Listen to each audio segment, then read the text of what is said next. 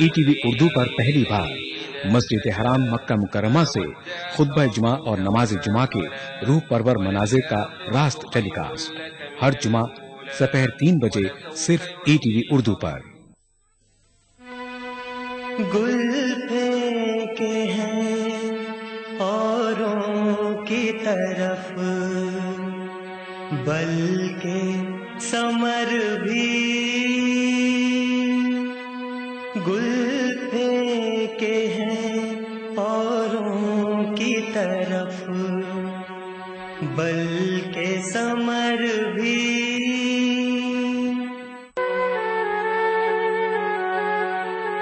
है खाना बरंदाज़े चमन, कुछ तो इधर भी है खाना बरंदाज़े चमन, कुछ तो इधर भी।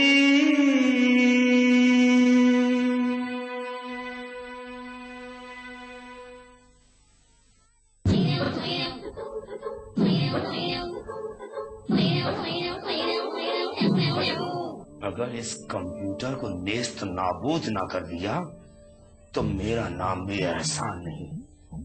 ऐ मेरे माबूद मदद कर। मौलवी साहब क्या है? मौलवी साहब गजब हो गया।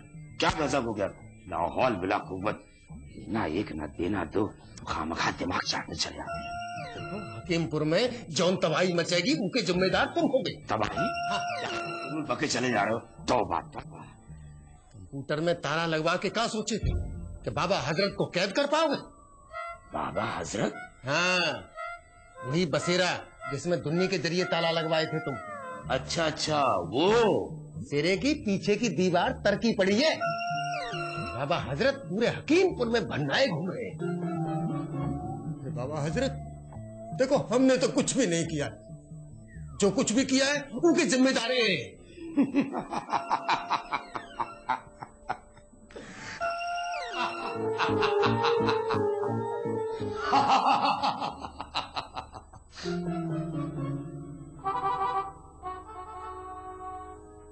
या अल्लाह रहम, जागे नहीं।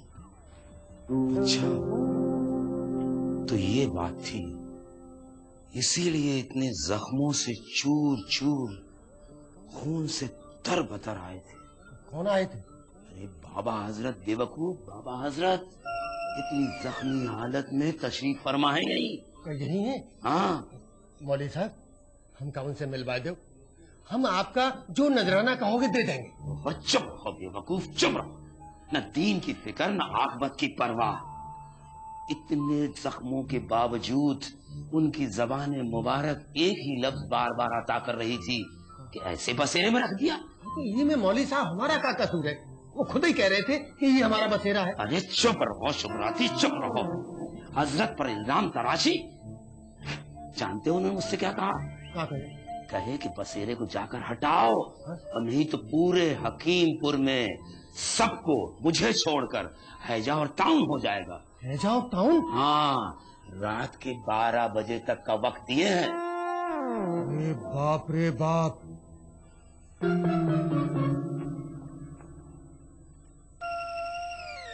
हैजा हैजा चलो गनीमत है भैया, लेकिन प्लेग उमें तो आदमी के गर्दन में गिल्टी निकली आदमी तो। ये बाबा हजरत तो बात की बदुआ दे दिया भाई। अरे तोताराम जी, बदुआ की बात नहीं है।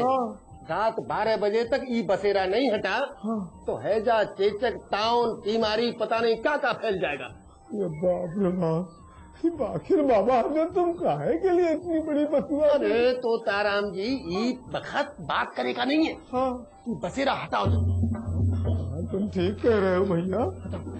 बताओ, बसेरा चटकाए के निकल गए? देखो तो। अरे कहाँ चटके हैं यार दीवार? चटकी कैसे नहीं, हम देखें। और देखो। अरे तोताराम जी, हम खलीफा की तरह कसम तो खाते नहीं, पर कसम कुरान की जब हम देखे थे तो दीवार चटकी। ठीक कह रहे हो भैया। अरे इनका क्या है, ये देखो पहाड़ चटका के निकल जाए भैया। अब ये का हटाओ। चलो हटाओ। चलो हटाओ। ये क्या कर रहे हो? हटाओ हटाओ हटाओ, तुम्हारी बस की नहीं। अच्छा चलो तुम इधर- उठा लो। हाँ कोई आए तो नहीं रहा।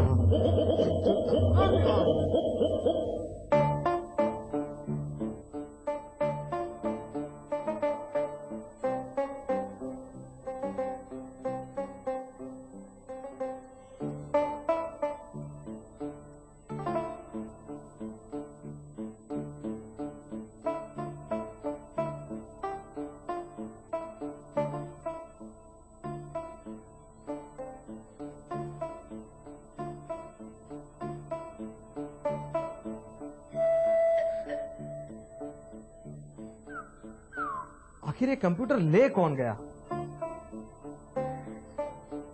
कहीं कहीं शरीफ खान तो। अबे रुक रुक, अब्बा आए थे हाँ आए थे। तो चल मेरे साथ। कहा? अम्मा चल तो मेरे साथ। अरे कहाँ चलेंगे? चल चल।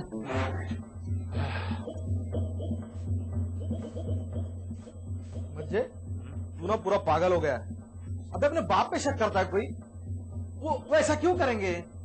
अबे वो जानबूझकर ऐसा नहीं करेंगे, लेकिन उनके दिल में जो खौफ है ना, उस खौफ से ऐसा कर सकते हैं। तू उधर देख।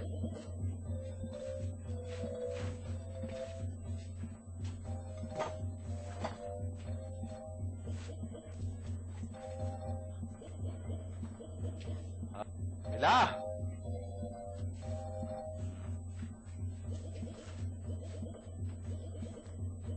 ये देख। अरे देख।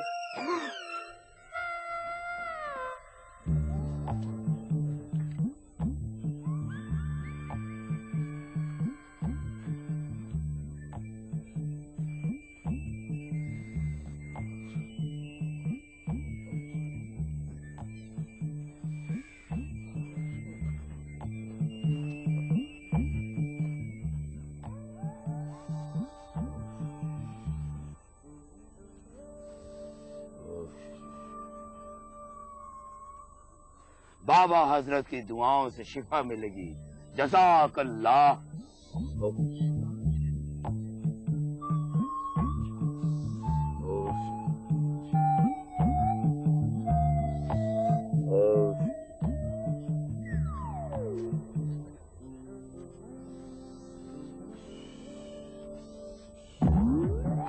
आप शाबाश बेटा, आ गए? हाँ। सिर पे रुमाल रख लो और दरगाह में मनौती मांग लो। इनकी दुआ से आपकी पास हो जाओ। इनकी दुआ से? ये है कौन? अरे बेटा ये बाबा हजरत है, बाबा हजरत। है? ये बाबा हजरत है? हाँ बेटा, वो जो तुमने कंप्यूटर में बसेरा किए थे वही। देख लो तोताराम जी, बाबा के सामने कितनी बेअदबी से पेश आ रहा है। अरे बाबा हजरत तो हम, मेरा मतलब मैं। अरे बेटा वो पहले तुमने कंप्यूटर में रहे, हाँ। लेकिन तुम लोग की नादानी की वजह से उनको निकलना पड़ा। हमारी नादानी की वजह से? हाँ बेटा, वो जो कंप्यूटर के सामने तख्ती होती है ना, वही बताओ सुब्राती। कीबोर्ड। हाँ, उनके बटन दाब के तुम उनका जख्मी कर दिए, ते कोड़े मारे।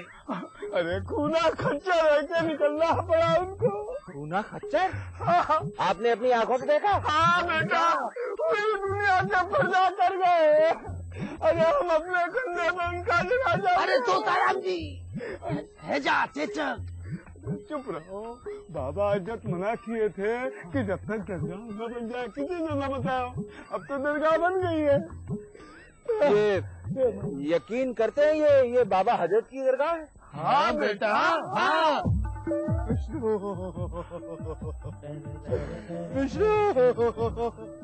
ये बाबा हजरत की दरगाह है। हाँ बेटा, ये बाबा हजरत की दरगाह है। ये बाबा हजरत की दरगाह है। हाँ बेटा, ये बाबा हजरत की दरगाह है।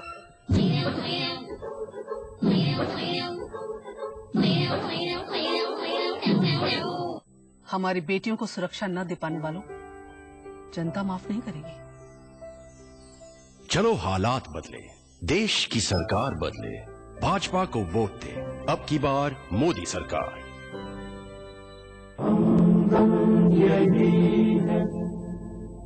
वही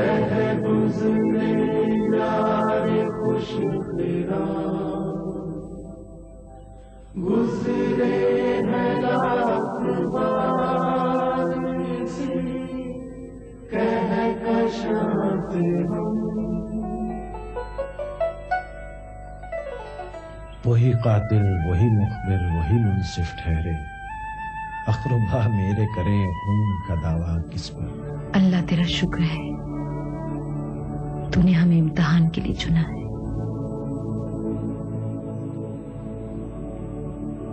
रोशन जवाले यार से अंजुमन तमाम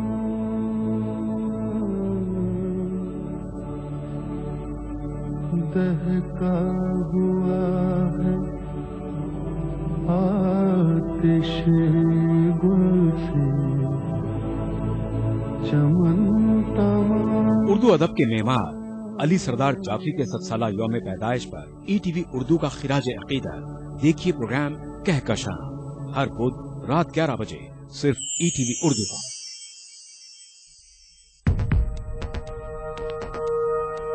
एक मुट्ठी भर जीने की आरज़ू, तब्दीली की चुटकी भर जुस्तजू, रोजमर्रा के मसाइल की ढेर सारी बेकरारियां, खाली पतीले में पकती घर भर की भूख, तारीखियों से लड़ इकट्ठा की हुई चुटकी भर धूप।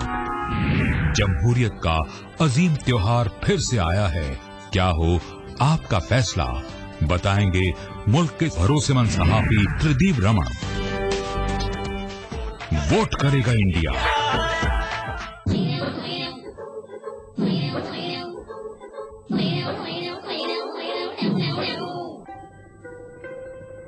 अब आप ही बताइए तोताराम जी, इस साइबर कैफे के खुलने से कस्बे वालों का भला होगा ना? होएगा बेटा, और होता देख रहे हैं कि कंप्यूटर तो लेखपालों कानून गो की छुट्टी कर दिए। बहुत एंटेक जीते थे कि इतना दो तो नक्शे की नकल देंगे, इतना दो तो खितौनी की नकल देंगे। बस तोताराम जी, साइबर कैफे खुलवाने के लिए ही मैंने ये झूठ बोला। वो झूठ सुंदर आए ना?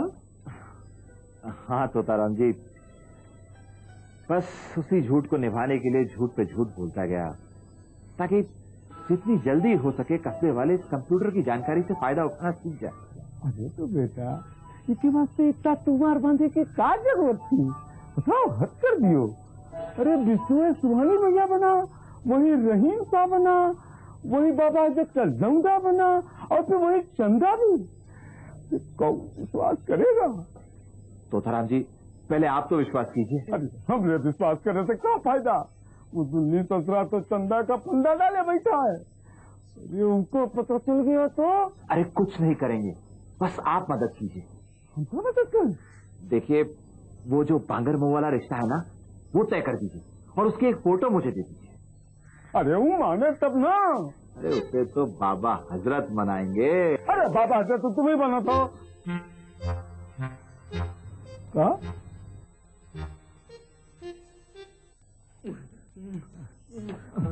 अरे अरे अरे अरे बेवकूफ, चंदा इंसान नहीं है, वो हमारी तकलीफ है। वो आपकी तकलीफ नहीं थी, वो हमारी तकलीफ थी।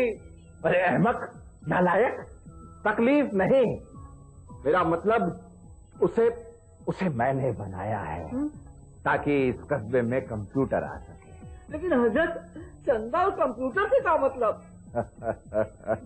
तू नहीं समझेगा। चंदा कंप्यूटर लाई थी, अब वो गई, हमेशा हमेशा के लिए। तो उसे भूल जा। भूल जाए?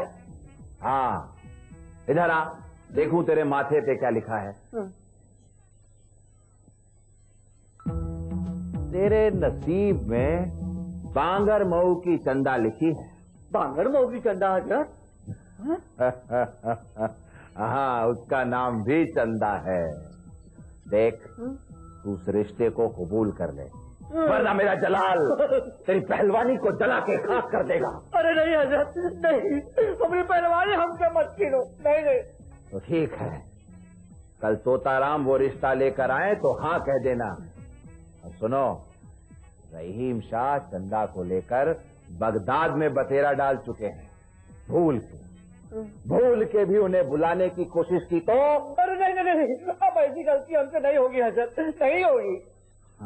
ठीक है, अच्छा मैं चलता हूँ, खुदा हाफिज। और सुन, वो अगर चंदा को मिलना हो बांगर महू वाली तो कंप्यूटर चलाना सीखो, वो वहीं मिलेगी। कंप्यूटर? अरे अरे हजरत, हजरत सुनिए तो, अरे सुनिए। अरे बाबा हजरत, तुम कहाँ बाबा हजरत? दुल्ली मान गया? अरे मान गए बाबा, मान गए। वो सब हमारा खाप था। शाबाश, खुदा हाफिज। खुदा हाफिज। शाबाश बेटा, शाबाश शाबाश। If given a chance to work under your kind consideration, I will leave no stone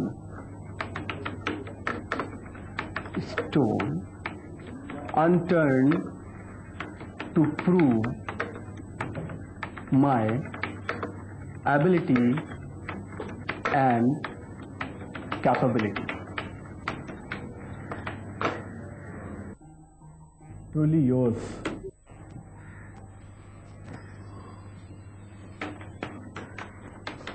अबे फैलू, अरे मच्छे भाई, अब आप तो थे नहीं, इसलिए सोचा कि अकेले कुछ बैठकर कंप्यूटर पे कर लिया जाए। अबे फैलू, तू और इतनी अच्छी अंग्रेजी।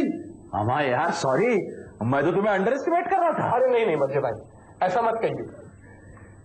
अब आप अगर कंप्यूटर लगाते तो मैं कैसे सीख पाता? जानते हैं आप, मैं रात में चुपके चुपके आकर कंप्यूटर सीखता था इस पे बैठकर। Very good, I am proud of you fellow, proud of you. Thank you very much मज्जे भाई, थैंक यू वेरी मच। देखा, इसे कहते हैं चेला बन गया शक्कर और गुरु रह गया गुड़। हमा ठीक है यार, लेकिन मुझे बहुत खुशी है। वेरी गुड, लेकिन उससे हमारा क्या भला होगा? हमा होगा यार, कभी किसी की सच्ची लगन और मेहनत बेकार नहीं जाती। छोड़ो यार बेकार की डायलॉग बाजी। वो जैदी साहब तुम्हारा हमारा भला करने वाले थे ना, क्या हुआ? उनका खुद का ट्रांसफर हो गया? ये लीजिए सर। ठीक है, तुम जाओ।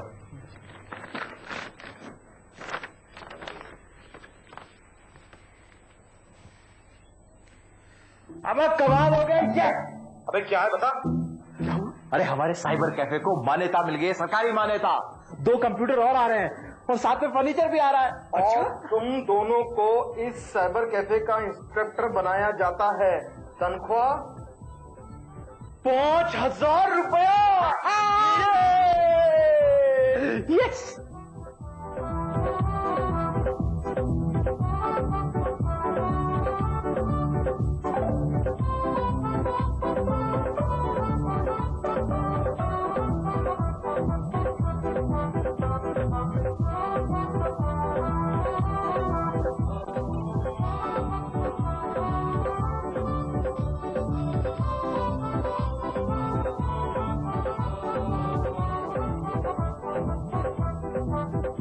अरे आप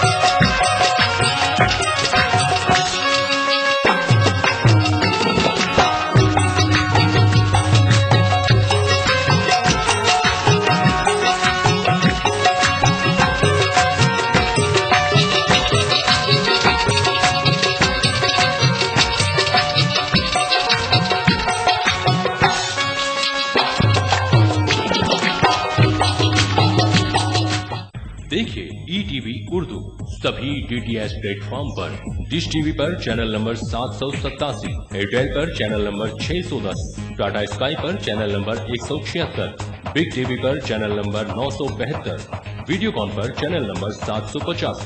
देखिए आपका अपना चैनल और भी बेहतर क्वालिटी में।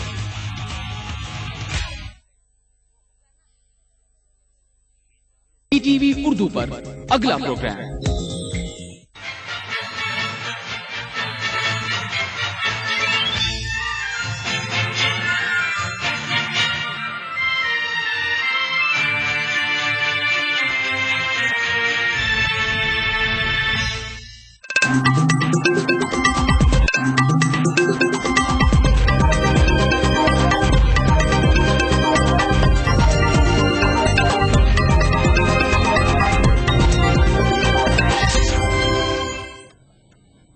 हाज़रीन आदाब, ईटीवी खबरनामे में आपका खैर मकदम है। सबसे पहले सुर्खियों पर एक नजर। कुछ बनने का नहीं, कुछ करने का ख्वाब। ईटीवी से खुसूसी इंटरव्यू में बीजेपी को वज़ारत-ए-उज़्मा के उम्मीदवार नरेंद्र मोदी का इजहार ख्याल। नरेंद्र मोदी वजीर आजम बने तो अमेरिका को A1 वीजा करना होगा फराहम, मोदी को देना होगा मुकम्मल सफारती इस्तिस्ना, अमरीकी रिपोर्ट। तेलंगाना में बीजेपी टीडीपी इत्तेहाद लगभग तय, रस्मी ऐलान बाकी। आम इंतखाबात में यूपी हुकूमत को फसाद मुतासिरीन की आई याद। इस्मत रेजी की शिकार मुतासिरीन को फी कस 5 लाख रुपए मुआवजे का ऐलान। आरबीआई की सालाना माली पॉलिसी का ऐलान। रेपो रेट और सीआरआर में कोई तब्दीली नहीं। और हिंदुस्तान में अमरीकी सफीर नैन्सी पावेल ने दिया इस्तीफा। अमरीका ने कहा ओबामा इंतजामिया के साथ नैन्सी का कोई इख्तिलाफ नहीं।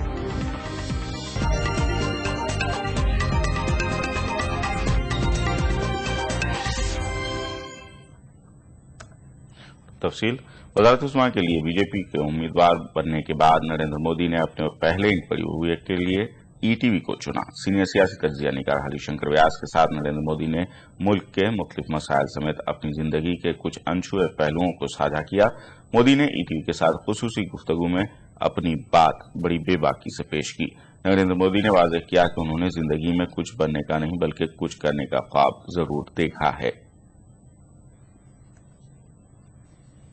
वज़ारत-ए-उज़्मा के लिए बीजेपी का उम्मीदवार बनाए जाने के बाद नरेंद्र मोदी ने पहली बार ईटीवी से अपने दिल की बात की।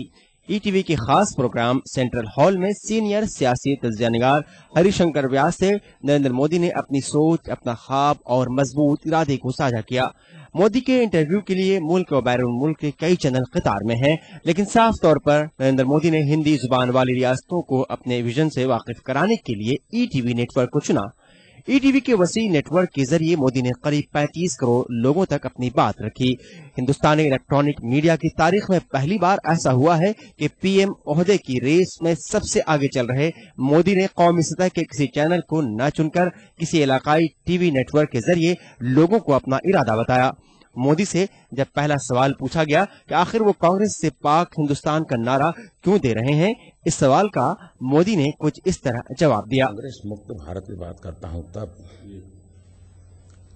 पिछले 60 साल में कांग्रेस ने राजनीति में जिस कार्य संस्कृति को पनपाया है, उस कार्य संस्कृति से मुक्ति की बात करता हूं।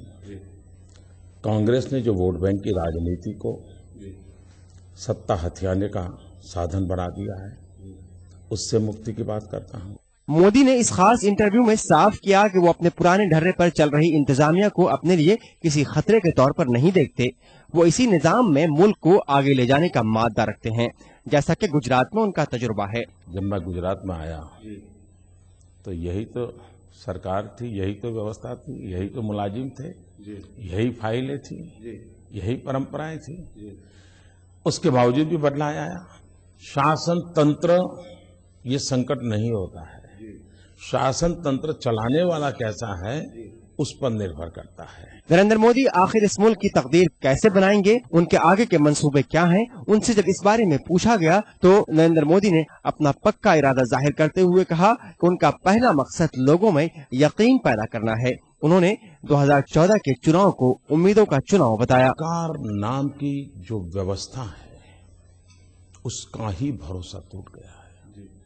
सबसे पहली आवश्यकता है देश में एक विश्वास पैदा करना। 14 का चुनाव सिर्फ नकारात्मकता का चुनाव नहीं है, विश्वास, आशा का चुनाव है। आशा विश्वास का election for hope. Narendra Modi ने ईटीवी के साथ खुसूसी बातचीत में ये भी बताया कि बीजेपी में लोगों को यकीन करने की वजह क्या है।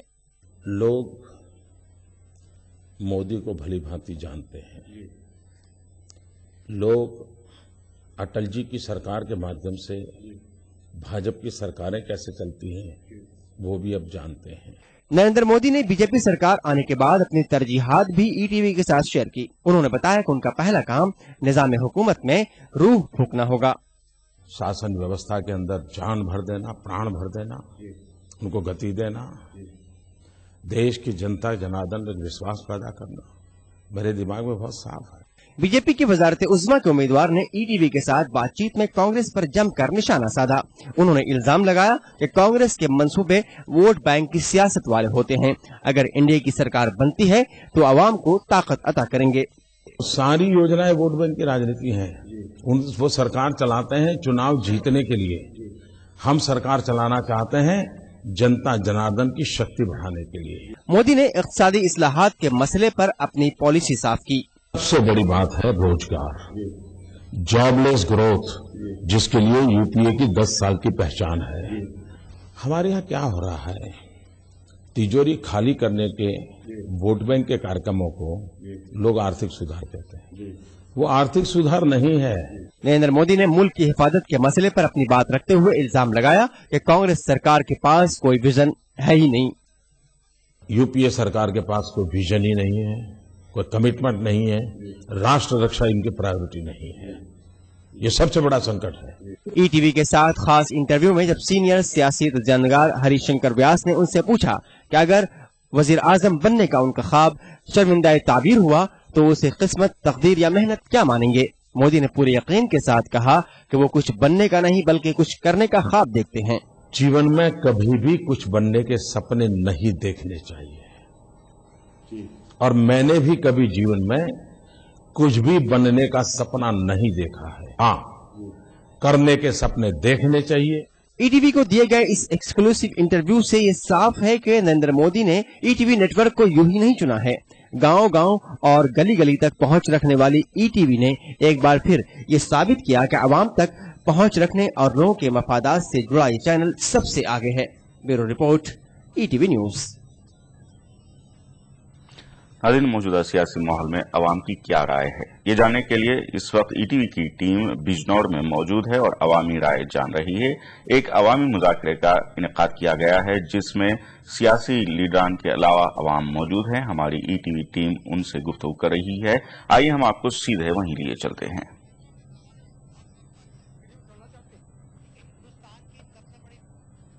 जो पार्लियामेंट होती है उसमें अगर किसानों की बात किसी ने उठाई है तो राष्ट्रीय लोकदल के चौधरी अजीत सिंह जी ने उठाई है, और राष्ट्रीय लोकदल ही ये बात कहता है कि अगर किसी देश की तरक्की का रास्ता जाता है तो वो खेत और खलियान से होकर जाता है। खेत और खलियान से होकर के जाता है। किसान को मुद्दा बना रही है राष्ट्रीय लोकदल। समाजवादी पार्टी क्या कहती है? शाहनवाज राणा यहाँ से उम्मीदवार हैं, कादिर राणा मुजफ्फरनगर के सांसद हैं, उनके भतीजे हैं। किन मुद्दों के सहारे 2004 में विधायक भी रहे हैं? क्या लगता है बहुजन समाज पार्टी को कि समाजवादी पार्टी को किस मुद्दे के सहारे आप लोग जा रहे हैं? हमारी समाजवादी पार्टी ने जो 2 साल में अपने घोषणा पत्र में वादे किए थे सारे पूरे किए। जो कानून व्यवस्था की बात कर रहे हैं बहुजन समाज पार्टी के लोग, ये पूरा प्रदेश अच्छी तरह जानता है कि बहुजन समाज पार्टी की जब सरकार थी तो जेलों में तो डॉक्टरों के कत्ल हो रहे थे और थानों में इंजीनियरों